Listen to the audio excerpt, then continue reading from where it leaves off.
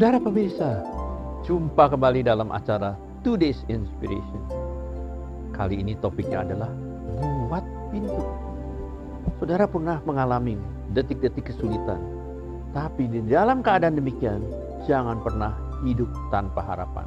Karena titik-titik hujan akan turun dari awan yang gelap, bukan? Itu dikatakan oleh Nisami. Pernahkah kita mengalami detik-detik kesulitan di dalam hidup kita? Saya yakin setiap orang pernah. Kita mungkin tidak mempunyai jalan keluar pada saat itu.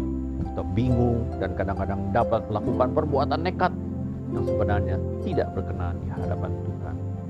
Hidup itu memang banyak kesulitan, saudara. Kita seringkali tidak tahu jalan keluarnya. Seringkali kita hidup tanpa tujuan. Kita mungkin berpindah-pindah pekerjaan tanpa tujuan. Biasanya tujuannya hanya satu, mencari gaji yang lebih besar. Apakah menjadi kutu loncat merupakan solusi? Tidak mudah, saudara, karena tiap perusahaan mempunyai budaya sendiri, mempunyai kebiasaan sendiri atau prosedur yang berbeda. Akhirnya kita akan berada di pusaran yang bawah terus di perusahaan yang baru. Karena kita orang baru, kita harus mulai karir lagi dari bawah. Dalam keseharian kita juga tidak ada bedanya. Kita seringkali berputar-putar, gali lubang, tutup lubang. Kita tidak berani berkata, berhenti. Saya mau mengubah gaya hidup saya. Saya harus mencari jalan keluar. Banyak manusia hidup hanya menggedor tembok saja berulang-ulang. Tapi tidak berusaha membuat pintu di tembok tersebut. Kita menggedor tembok, meminta tolong terus-menerus, termasuk kepada Tuhan. Tapi tidak berinisiatif membuat pintu, membuat solusi atau jalan keluar dari permasalahan kita. Orang yang diminta tolong juga bisa bosan, saudara. Yang mulanya iba kepada kita, lama-kelamaan jadi sebal. Kalau kita berputar-putar saja, kita tidak akan maju dan keluar dari masalah kita. Kalau kita terus berputar-putar, perjalanan hidup kita akan berakhir di tempat kita memulainya. Karena kita berputar. Kita harus mengadakan perubahan dan bertekad keluar dari masalah kita. Kita harus fokus dengan apa yang kita miliki.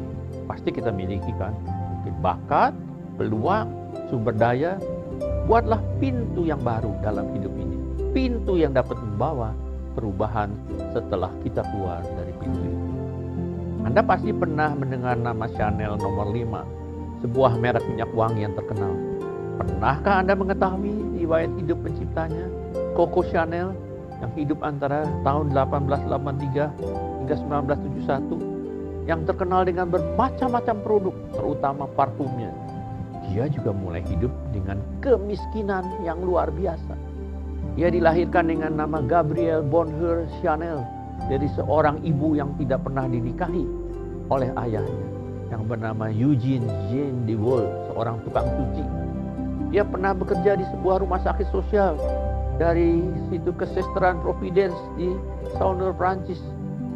Ia anak kedua dan ayahnya Albert Chanel, seorang pedagang keliling yang menjual pakaian kerja dan pakaian dalam dan selalu berkeliling dari satu tempat ke tempat yang lain. Keluarga ini miskin dan tinggal di penginapan yang kumuh. Waktu pencatatan akte kelahiran kedua orang tuanya tidak berada di tempat sehingga namanya tercatat sebagai Chanel saja. Ibunya akhirnya meninggal karena bronkitis waktu Gabriel baru berusia 12 tahun. Akhirnya ia dikirim ke sestran untuk anak piatu di Aubusson. Wah, di sini ia menjadi sangat tertekan. Hidup penuh disiplin membuat ia menderita. Akhirnya karena ia tidak tahan, ia menginap di asrama di Moulins. Karena miskinnya dan malu, kemudian hari ia ingin mengubah catatan sejarah hidupnya, tapi akhirnya tidak pernah dipublikasikan. Dengan pengalamannya menjahit di Aubusson, dia mendapat pekerjaan sebagai pengelim baju. Kalau menganggur, dia menyanyi di sebuah klub bernama La Rotonde. Di sini ia mengumpulkan uang saweran, saudara, dengan mengedarkan sebuah piring. Disitulah ia dipanggil Coco karena lagunya yang terkenal, Coco Rico dan QQ Aku Coco. Namun karirnya ternyata bukan dalam tarik suara, karena suaranya sebenarnya pas-pasan saja. Tapi selanjutnya dia masuk di dunia fashion dan menjadi istri simpanannya dari Etsyang Balsan, seorang perwira militer. Melalui pernikahan siri ini, setahap demi setahap ia mengubah hidupnya. Jalan hidupnya terus berliku-liku sampai ia memproduksi apa yang kita kenal sekarang bernama Chanel nomor 5 yang botolnya berbentuk 4 persegi hasil desain Kapel. Hidup selanjutnya menuju tangga teratas di masyarakat Eropa dan dunia. Ialah yang berkata, jangan menggedor tembok saja, tapi berharaplah akan terbentuk suatu pintu dari gedoran tembok itu. Nah, kata-kata mutiara itulah yang menggambarkan jalan hidupnya yang berputar-putar, tapi bergerak terus ke atas. Dia mau keluar dari kemiskinan di masa kecilnya. Kata mutiara itulah yang menggugah saya mengarang inspirasi ini.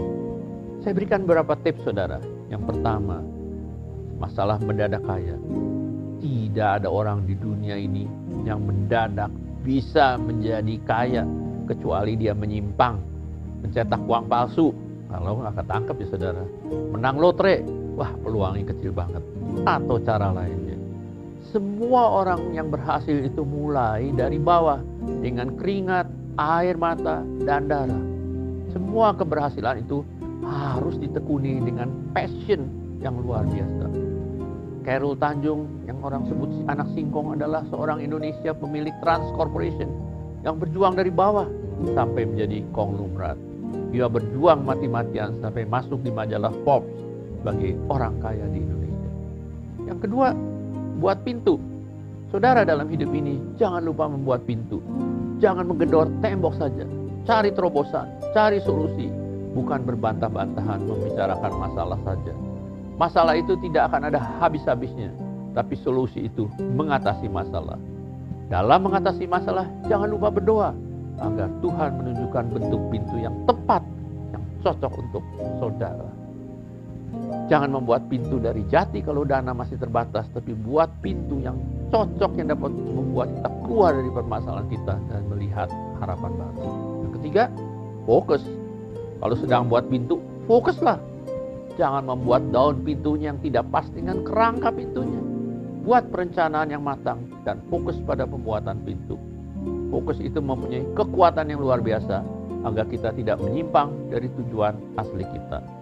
Sering kita kehilangan arah dalam menjalani kehidupan kita karena tidak fokus. Ikutilah arah kompas kehidupan yang sudah dibukakan oleh Tuhan. Saudara pemirsa, kalau tikus saja belum mau mati kalau dia terkurung di suatu ruangan, di mana dalam keadaan terjepit dia akan berusaha menggigit apa saja asal dia dapat membuat pintu keluar. Apalagi kita, bukan saudara? Ciptaan Tuhan, betapa buruk pun situasi yang kita hadapi, coba buat pintu dengan sisa-sisa tenaga yang kita miliki. Kalau kita sudah berjuang dan ambruk juga, kita serahkan masalahnya kepada Sang Pencipta. Optimisme adalah iman yang membawa kita kepada pencapaian tujuan. Tidak ada sesuatu pun yang dapat dilakukan tanpa harapan dan keyakinan diri. Itulah yang dikatakan